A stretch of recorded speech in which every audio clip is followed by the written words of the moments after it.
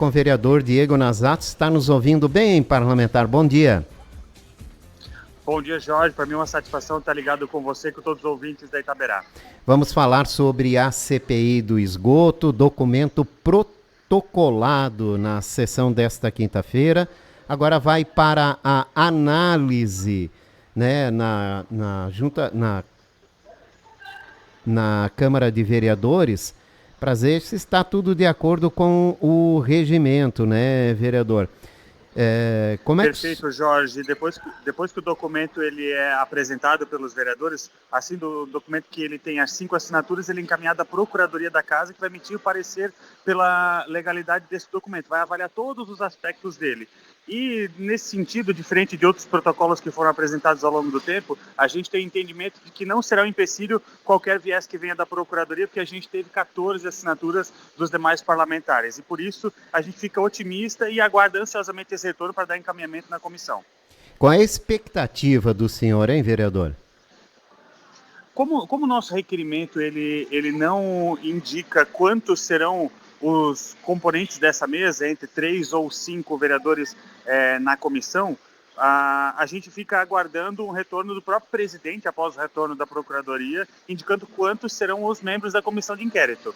E, a partir daí, os vereadores que compõem os blocos partidários irão indicar os nomes. Mas eu, na condição de vereador autor, junto com o vereador Brunin, estarei, sim, nessa comissão. E a maior parte dos outros vereadores, de alguma forma, é ligado ao governo. Então, a gente fica curioso para saber como vai ser essa composição. Naturalmente, o bloco maior deve ser indicado pela vereadora Silmara e o próximo vereador deve ser indicado pelo vereador Almir Vieira. Isso caso a CPI seja com 3 membros. Se existe a possibilidade de ele ser com 5 membros, aí a lógica muda um pouco. Vereador, uma coisa que a gente pode discutir é que tem um levantamento feito pela OAB, aliás, colega parlamentar do senhor até a última legislação, o Tuca, também já havia feito levantamentos de irregularidades nessa questão do tratamento de esgoto aqui em Blumenau. Mas a OAB, a pedido das entidades empresariais, já fez um levantamento técnico muito bem amparado, que mostra irregularidades, né? Mas isso não foi levado em consideração nem pelo Ministério Público, que até agora não se manifestou, nem pela Justiça, que negou um pedido de suspensão do aumento da tarifa. O senhor acredita que a CPI, na Câmara de Vereadores, possa trazer alguma novidade ou mudar esse quadro que a gente vive hoje?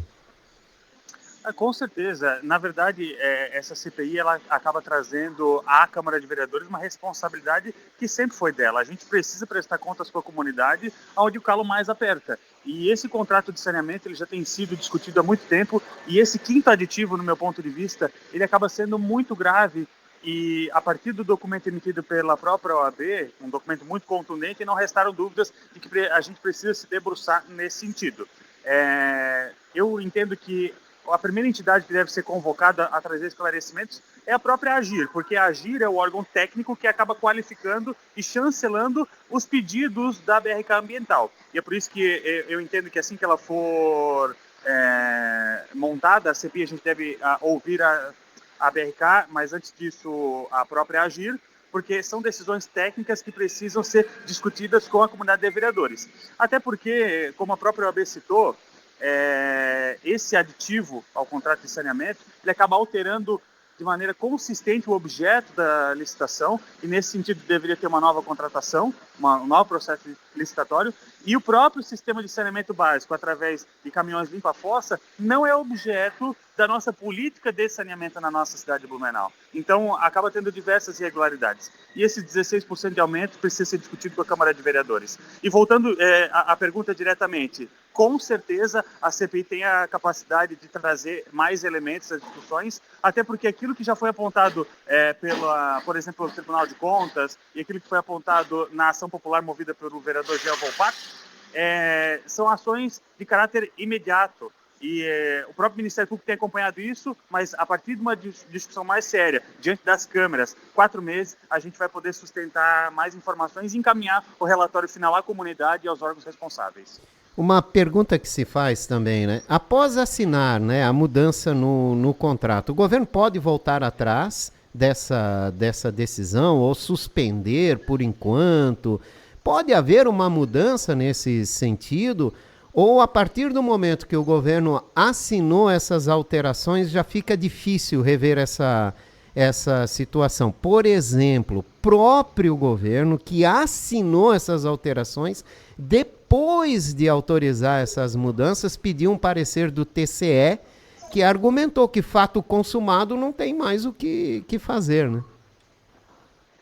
Pois é, eu tenho certeza que fácil não é. Inclusive, o contrato, ele prevê serviços da BRK até 2065.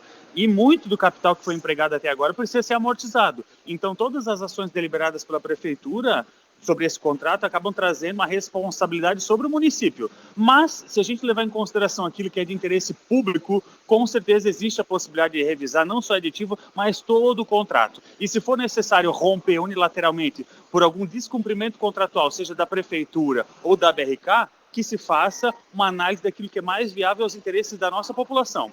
Porque a gente sabe que é um contrato pesado e existem algumas conversas de que a prefeitura teria que pagar talvez 200 milhões de reais por um rompimento unilateral desse contrato. Só que tudo isso precisa ser analisado pelos técnicos, a gente tem que ver se realmente esse aditivo ele cumpre todos os requisitos de legalidade e, no meu entendimento, assim como o parecer emitido pela OAB, não cumpre com os requisitos de legalidade. E é por isso que a gente faz essa comissão parlamentar de inquérito, tem o amplo apoio da Câmara de Vereadores nesse sentido, porque existem muitos elementos inconsistentes. E a gente vai procurar identificar se realmente existe legalidade nesses atos e se for necessário encaminhar um pedido de rescisão desse contrato ou encaminhamento de responsabilidade aos agentes que participaram disso, com certeza a gente... Vereador Diego Nazato, do Partido Novo, né, que indicou, junto com seu colega de partido Bruno Vim, a abertura dessa CPI. Agora, vereador, as últimas CPIs realizadas aqui em Blumenau não trouxeram muitos avanços, né? Apenas a confirmação do que o que estava acontecendo estava legalmente, dentro da legalidade, né? Nessa, o senhor acha que é possível ter um caminhamento diferenciado? Jorge, isso depende da composição da CPI. O governo ele tem uma força muito grande de influência na Câmara de Vereadores. Não estou me referindo a esse governo especificamente, mas governos de forma geral, eles costumam compor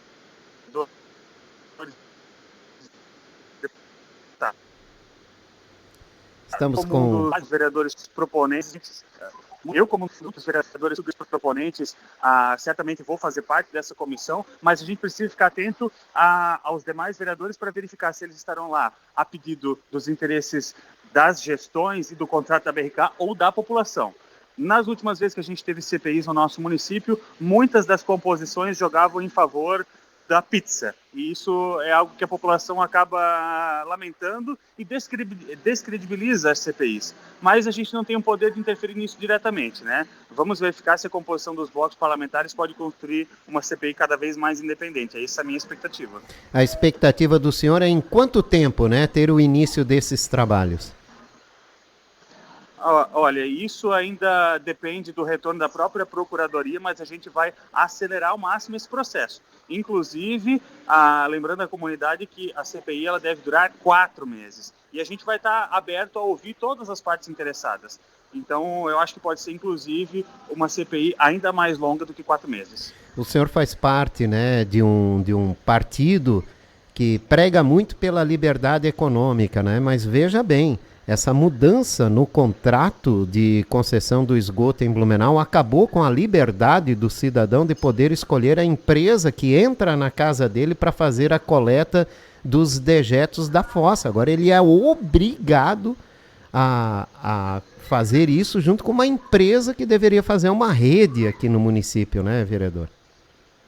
Não, inclusive, esse dispositivo do contrato, no meu entendimento, ele fere a lei de liberdade econômica, né? Então, existem diversos problemas. E esse ponto especificamente que você tocou agora, que garante a BRK o serviço monopolista de limpeza de fossa e vidro na nossa cidade é ultrajante e ilegal, no meu ponto de vista. E é por isso que a gente se debruça nesse sentido. Não existe liberdade de empreender numa cidade em que o contrato de saneamento prevê que só aquela empresa pode operar. Inclusive, antes de protocolarmos esse pedido de CPI, a gente fez uma indicação ao Poder Executivo para que permitisse ao cidadão escolher a empresa que fosse mais conveniente a fazer esse serviço de coleta e tratamento de efluentes nas fossas e filtros individuais.